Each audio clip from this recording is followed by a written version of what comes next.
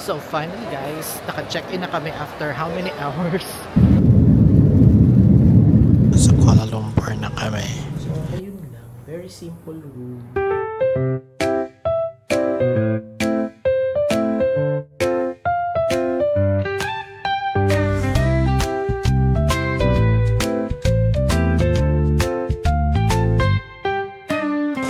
So good morning guys, ha? Kahit ano? Good morning guys. So nandito tayo sa 7-Eleven. So we're checking out already from our hotel. Kasi nagstay lang naman tayo overnight. So dito muna kami sa 7-Eleven. Tingnan nyo muna. Tingnan natin kung anong mga kakaiba dito sa 7-Eleven. So eto na nga. Tingnan natin sa counter. Normal lang naman. Looks pretty normal. Pero ito kasi pupunta na ako dito kagabi. Ito yung pinaka gusto ko. Ito parang donut donut. Ito pudding. Ito parang donut. Parang ang sarap.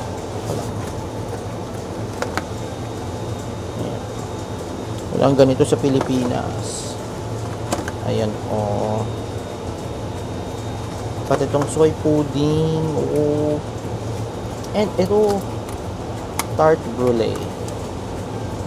Wala rin ganito sa Pilipinas. Ito rin ayam jumbo. Ano kaya? Fish sausage. Ayan. Tapos garlic bawang puti. Bawang is garlic. Ito. Milk toast. Sana may ganito. Parang siya French toast. Milk toast. Ayan. Meron sila. Meron tayong umigiri doon na parang meron din mga rice meals, sandwiches, and rice meals. Ayoko kasi baka mag-ano ako.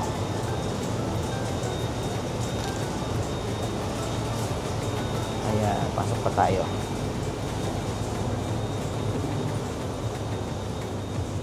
So, syempre may mga beer dyan. Sa mga beer.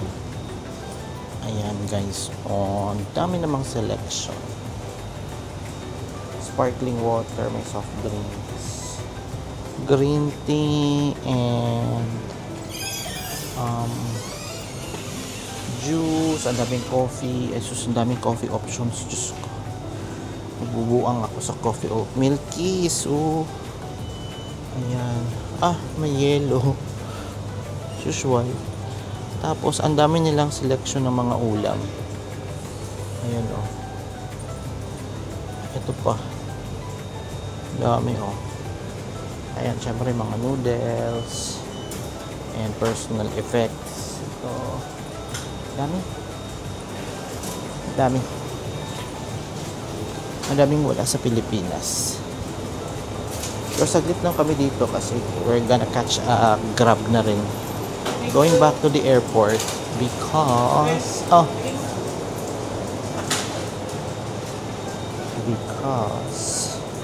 flight na kami to Phnom Penh. Wait lang. Yan.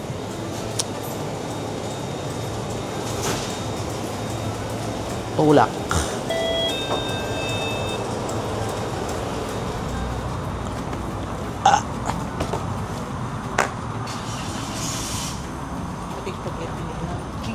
So, yun lang. Ito yung hotel lobby namin pala.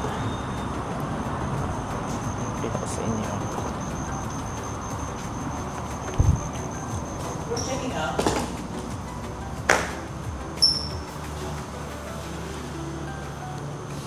Very simple lang siya. Also, we would like to get a Grab or maybe a taxi. Can book Grab only. But do you have next one? Taxi don't have. Grab na lang, we have Wi-Fi access pa dito. Ikaw kasi magaling mag-connect yung mo. Mas madali kasi mag-connect yung kanya sa Wi-Fi kaysa iPhone ko. Hindi ko alam bakit. So may something sa iPhone. Kaya ayaw mag-connect. Latang baguhan ako. Kasi dito ako tumitingin sa screen, hindi dito sa camera. Ito lang siya guys. Oh. Ito na yung pinaka-lobby ng hotel. Diba? It's City View Hotel. Nabook ko lang to siya sa trip.com for 1,000 something per night. Sa trip.com. So, mura lang siya. Hindi na kami, alam niyo guys, pag nagta-travel ako, hindi ako maarte. Ayoko lang hindi ko pa na-try lang mag-hostel. Pero pag mga ganito, Ano yung nalagay ko? Yung level 1 din? Door 1? wait lang. Arrival, ay departure, hanapin mo. Baka may departure dyan.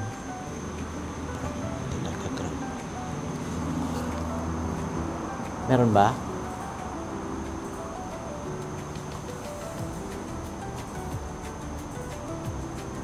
Kung may departure dyan, check mo sa departure. Tatanong siya kung paano mag-book ng Grab. Ano daw ang ipipin niya sa Grab. So yung tinatanong niya. So syempre, kung saan yung departure, di ba? Door 3, Malaysia Airlines.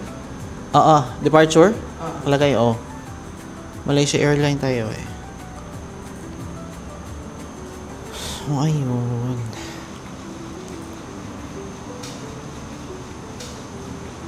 So wait na lang tayo ng Grab.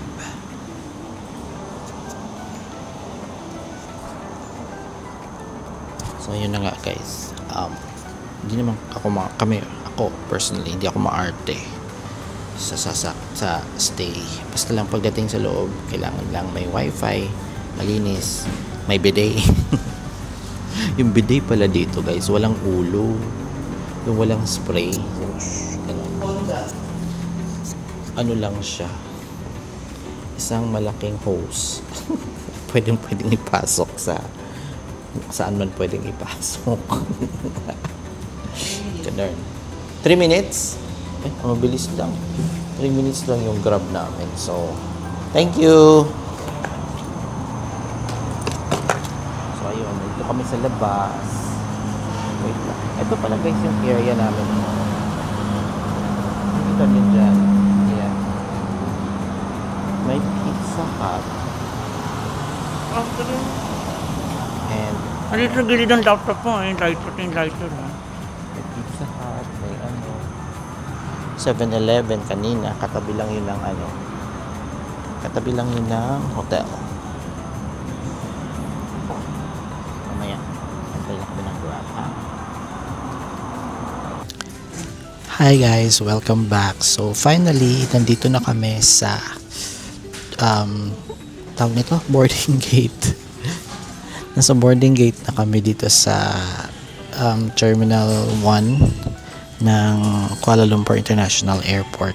Now going to Phnom Penh, Cambodia. And sorry kung hindi ko na vlog yung step by step process ng pagpasok namin, ganon. Pero masasabi ko lang, it's very efficient. Sobrang efficient ng check-in nila. Kasi nung nasa Manila pa lang kami, binigyan na kami ng boarding pass. So pagdating dito sa Phnom Penh, pagdating dito sa Malaysia, pag check-in namin, hindi na kami pumila sa check-in. And besides, pwede naman mag-online check-in, di ba? So, anyway, ayun na nga, nag-bag drop na lang kami. Tapos sa bag drop, lahat automated, self-service.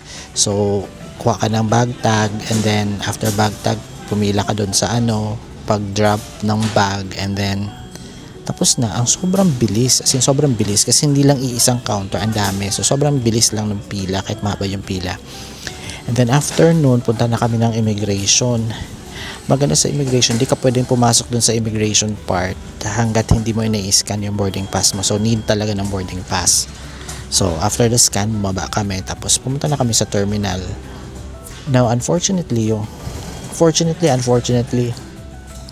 yung terminal namin is malayo pa siya. I mean, separate building siya. So, dun sa Terminal 1, kung saan kami bumaba, nag-bus pa kami going to another terminal, which is yung letter C. Terminal C. Tapos, ayun, dito na kami sa Terminal C. And eto yung itsura ng boarding gate. Pakita ko sa inyo. So ayan, tahimik siya. So konti lang yung tao. Or I'd like to believe na konti lang yung tao. Ayan, sobrang luwag. Sobrang maaliwalas. Ang difference lang dito is kung sa normal process is paglabas mo ng immigration, mga bag checks, di ba? Mga x-ray. Dito, after mo ng immigration, diretso ka na sa terminal boarding, sa boarding gates. Dito sa Terminal C nila, bago ka pumasok sa boarding gate, doon ginagawa yung scanning. So, doon iniiwan yung mga tubig, iniiwan yung mga lighter. So, yun. So, naiwan ko muna yung naiwan namin yung lighter bago kami pumasok. So, dito yung I don't know kung kayang i-zoom. Hindi ako marunong pa mag-zoom eh. Ayan, na-zoom ko. So, I don't know kung nakikita nyo si Kuya yung naka-blue. Si Kuya yung staff ng Malaysian Airlines. Bago ka pumunta sa kanya, doon iniiwan yung bag mo. Iniiwan yung bag mo. Doon ginagawa yung check. Tapos, pasok ka na dito. Ito na yung boarding gate, terminal, waiting area, camera, ganyan. So, yun guys. Now, mamaya-maya, ang boarding time namin is nakalagay dyan is 8:20. And it's already 8:22. So, I'm already expecting na delayed. Kasi kung sa Manila nga, na-delayed nga yun eh. Supposed to be, dadating kami dito mga 8:30 or 8:20. Dumating kami mga 9 o'clock na. So, sobrang delayed siya ng almost an hour. Pero nandito na yung plane namin. Taka lang, tatayo ako. Taka lang ha. Ayan na yung plane. I don't know if you can see it.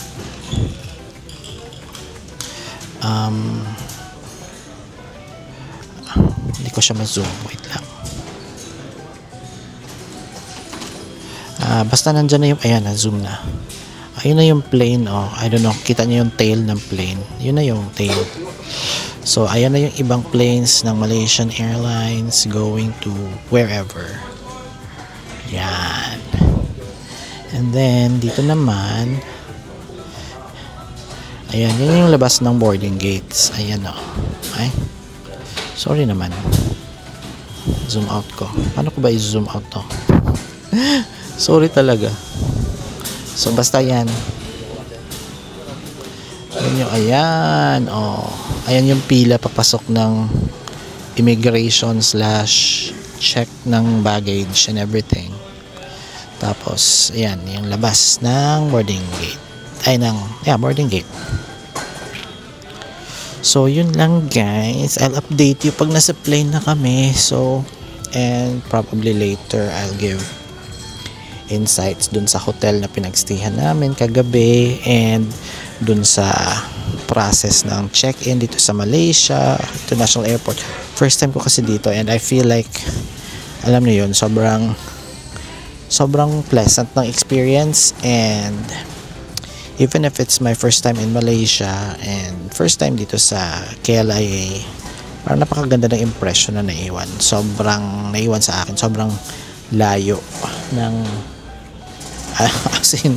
sobrang layo ng terminal natin, ng NAIA. My God, sobrang nakakahiya ang NAIA compared dito at compared sa napuntahan ko pa lang naman Hong Kong, di ba, na airport. Sobrang ganda rin doon. Tapos Narita, tsaka ano pa ba yung isa? Punta ko na yung Vietnam.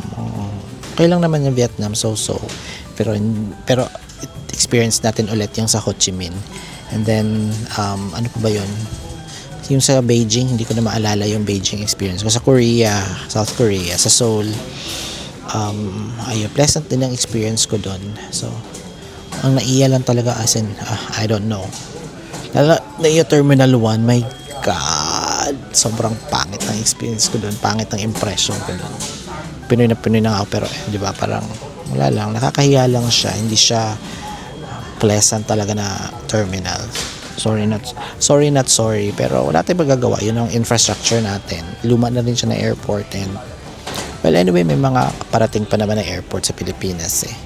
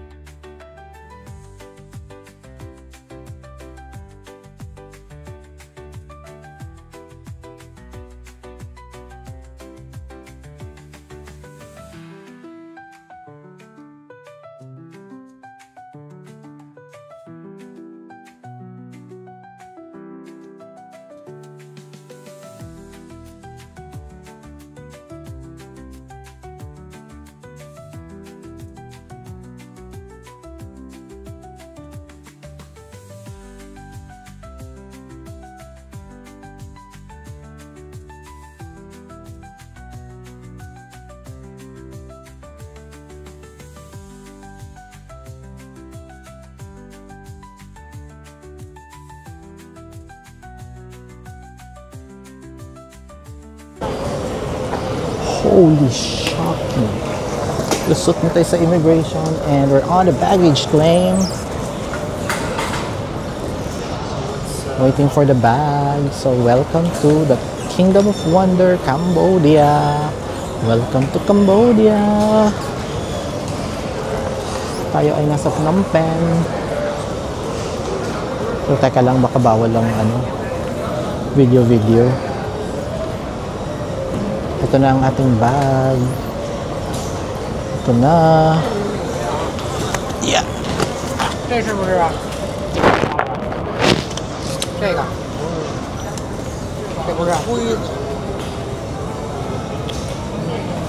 So, clear muna tayo ng customs and then sa labas na. Ito naman to ang cute. Oh. Kingdom of Wonder, Cambodia.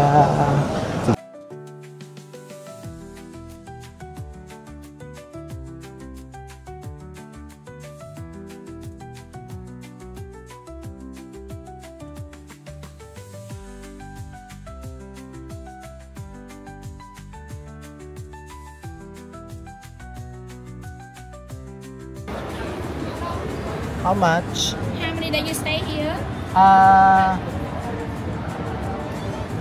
7 days? No, make it 8. 8? Oh, 8 days. I have this one, $5, you get 30 GB. $5, 30k, 30. How many days is this? For 7 days. 7 days? How about 8? This one Ito okay, na. can, yeah. Okay na daw. 30 gigs, $5.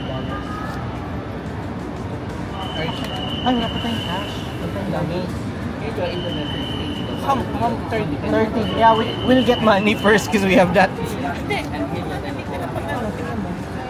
Ano yun? Kasi hindi na lang pera nila ng Cambodia. Hindi ko dala yun.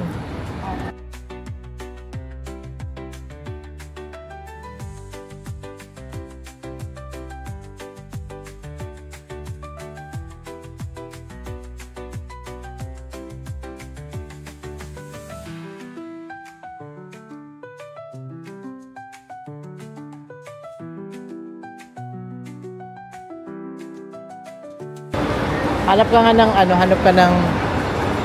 ka ng exchange. Oh, bigay ko sa iyo yung pera. Magtira ka ng sayo, magkano yung nasa sayo, dagdagan mo na lang.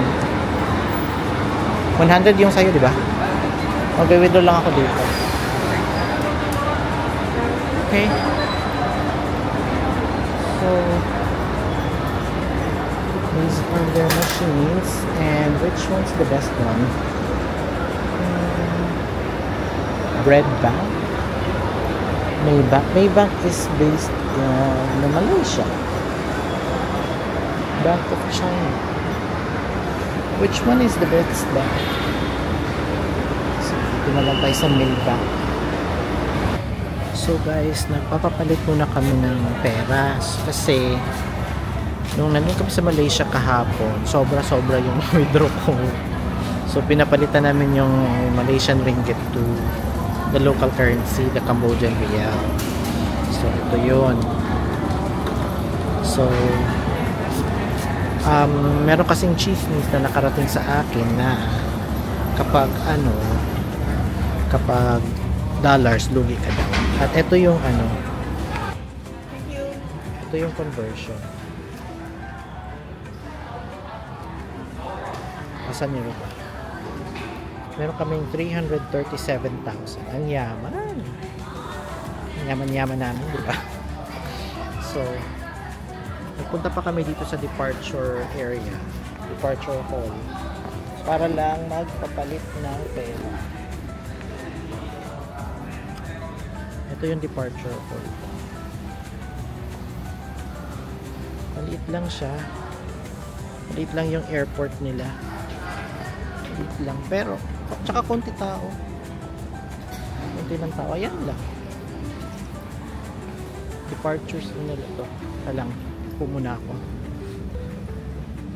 Gusto ko lang tumbag.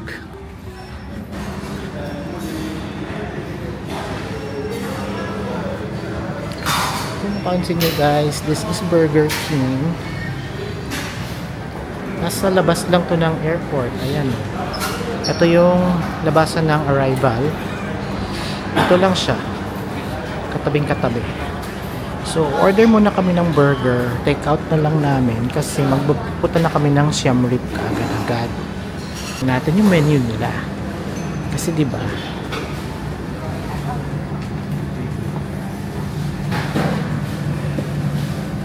So, this is their menu.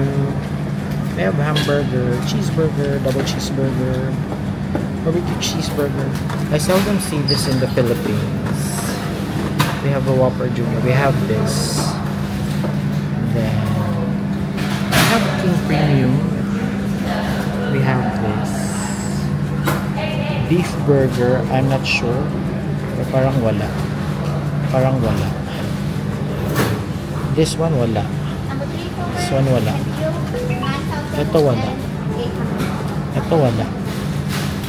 Meron ng 4 cheese. Oo. Ah, yeah. They don't have 4 cheese Whopper. Yun yung wala. They don't have 4 cheese Whopper. Yun pala yung napansin ko. Wala silang 4 cheese Whopper. Pero meron sila mga fish burger, tender crisp, chicken crisp. Chicken na naman. This one's beef burger. Beef burger with cheese. Chicken Junior. Wala silang extra long chicken. So, ito yung normal hamburger.